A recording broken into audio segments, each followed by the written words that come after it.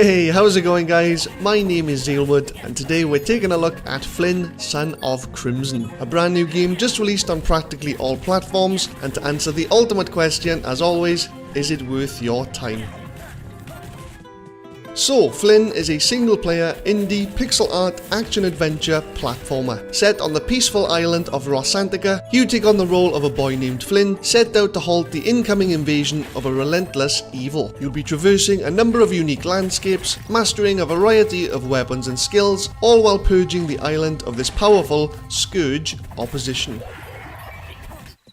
So aesthetically, considering the consistent, intricate yet minimal 16-bit art style used, the visual standard set by the game's entirety is undeniably impressive. Broad, powerful keyframes, wonderfully detailed sprites, and 60 FPS gameplay all come together to create a modern yet nostalgic visual experience that sold me from the very start. Colours used are generally quite pale and weathered throughout, giving the world a somewhat serious, rugged edge to it, especially due to the excessive use of dark colours for the many indoor and underground stages. Aside from the very occasional glow effects or screen transitions, actual lighting effects are practically non-existent. This is because the devs have fully committed to a completely pixel art theme for practically every visual asset of the game, from the explosive smoke animations to the cracking lightning effects to the impressive crimson attack animations performed by Flynn. Many times I had to really examine certain animations to differentiate them from lighting effects or pixel art, an aspect that really demonstrates how incredible the pixel art standard actually is. Brilliant stuff. Textures and detail are just as high quality. The combination of incredible surface designs and impressive use of shading makes stone, wood and icy surfaces easy to identify, the various underground and indoor areas to stand out very well from each other,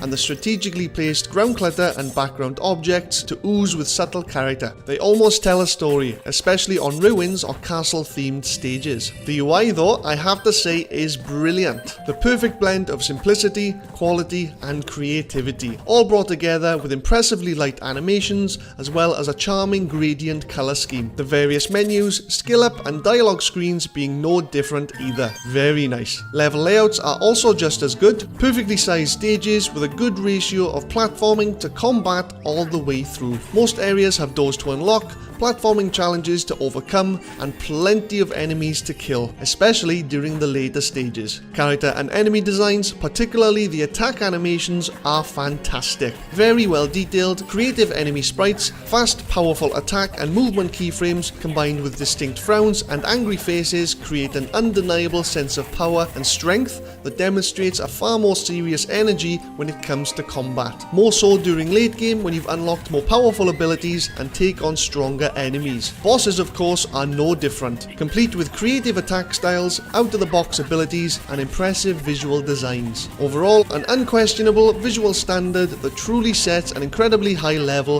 of pixel art quality.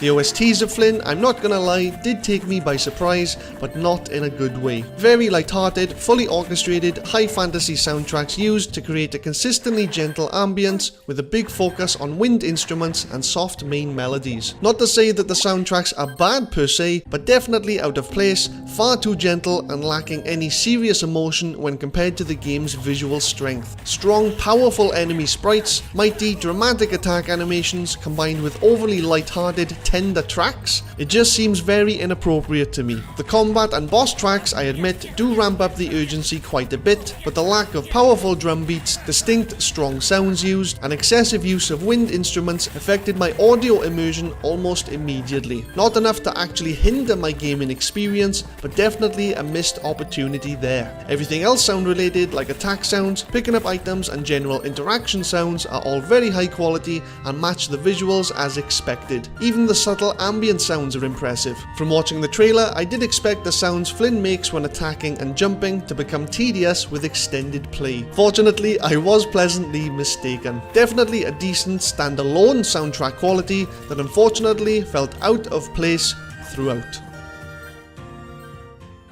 Now for the gameplay. So Flynn does indeed have a few difficulty options to choose from before you play. You can choose between easy, normal and hard mode. The difference between each mode seems to be enemy HP and stagger bar thresholds, but you can change difficulty at any time during gameplay. The lore of the game is pretty straight to the point throughout, but as mentioned, you take on the role of a boy named Flynn, a random guy that just so happens to be very good friends with Dex, the dog-like guardian spirit of the land. Flynn inherits the power of Crimson in the form of red energy based weapons and abilities. Dex gets her guardian energy stolen by a strange woman, and an evil force known as the Scourge seems to be seeping its way back into the world. Naturally, you want to stop this Scourge invasion, fully master your Crimson powers, and restore Dex's energy back to normal. But that's pretty much this game's storyline in a nutshell. Once you've selected start game and choose your desired difficulty, you're shown an extremely short intro cutscene of Flynn literally opening his eyes very abruptly. You then take immediate control of your character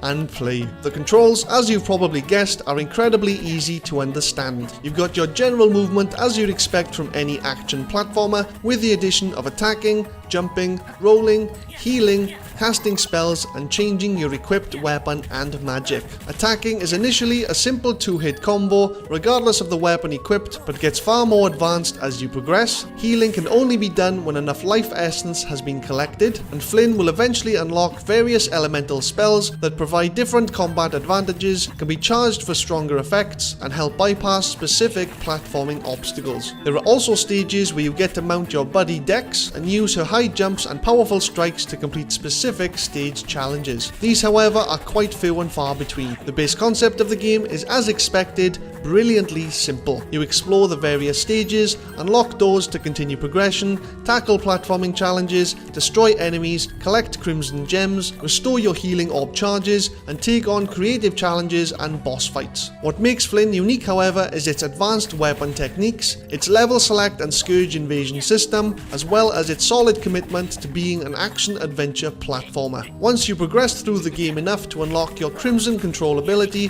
Crimson bar and skill trainer, the combat becomes considerably more fun mid to late game. You can purchase skills to extend your basic combo attack, hit enemies into the air to perform powerful airborne combos, plummet downwards to create large AoE damage, and much more. By the time you unlock all weapons and skills, you're literally a mean, lean, meat tenderizing machine. Keep in mind though that most advanced abilities do require a certain amount of your Crimson energy, a resource generated primarily by dealing damage. The level progression system is in the form of a classic world map stage select screen. This allows you to replay levels at will and lightly backtrack to unlock previously closed areas or unreachable paths. On occasion, you'll also notice Scourge invasions appear on the world map. These are mandatory levels that involve entering corrupted versions of stages to remove the source of the corruption. A common problem with platformers these days is the fine line they tread between action platformer and Metroidvania. Flynn, however, with its universal Crimson gem currency, single hidden collectibles in the form of relics, and its very light, mostly optional backtracking mechanics, keep it away from the Metroidvania category completely. So for those looking for only an action-adventure experience, that's exactly what this game is. Combat in Flynn is of course the main reason why I purchased this game in the first place. Flashy, powerful attacks,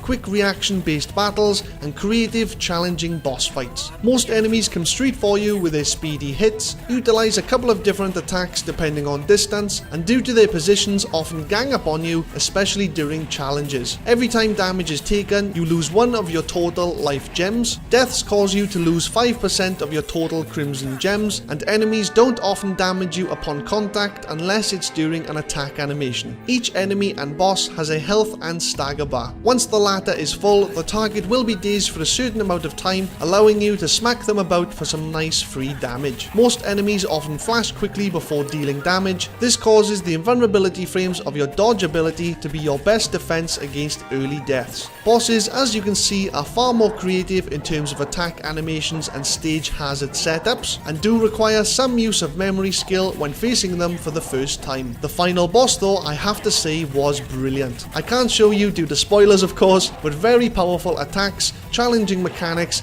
and very fun to take down. All in all, an immersive, entertaining gaming experience that maintains a wonderful ratio of both challenge and fun all the way through. So for the ultimate question, is it worth your time? If you're on the lookout for a lean action-adventure experience with powerful abilities, reactive combat and entertaining platforming, look no further because you've just found it. I'm going to give this game a 4.5 star or 86 out of 100. I love the simple 3-weapon system as well as the perfect amount of abilities that come with them, and that's not including the overpowered berserk mode. I love the unique creative stage designs including the acidic rain areas, cold stone castles, and even underwater stages. I love the subtle, key-orientated stage obstacles, the very mild backtracking, the interesting platforming and edge climbing mechanics, the incredible boss designs, as well as the insane pixel art animations wherever you are. What I didn't like, however, was the poor character development throughout, the out-of-place soundtracks compared to the brilliant visuals and combat, the surprisingly childish dialogue from the start, and the few overly light-hearted unit sprites dotted around the game. Purely from a combat perspective, this game is brilliant. I simply cannot fault it. But I can't help but constantly think that if a far more serious perspective was taken when designing the game's tracks, storyline, and certain unit designs, this game could have been truly outstanding. But regardless, Flynn manages to provide a consistent immersive experience throughout your entire playthrough, but the potential for something truly spectacular will always linger around the title. Well guys, I hope you enjoyed the video. If you did, leave a like, subscribe if you want to see more games I'll be reviewing in future. I really do appreciate it. Oh, and don't forget to leave a comment. I've been missing the funny remarks of late, especially from those that watch my reviews consistently. You know who you are. But as always, all the best guys. Take care. No! Yes! No! Yes!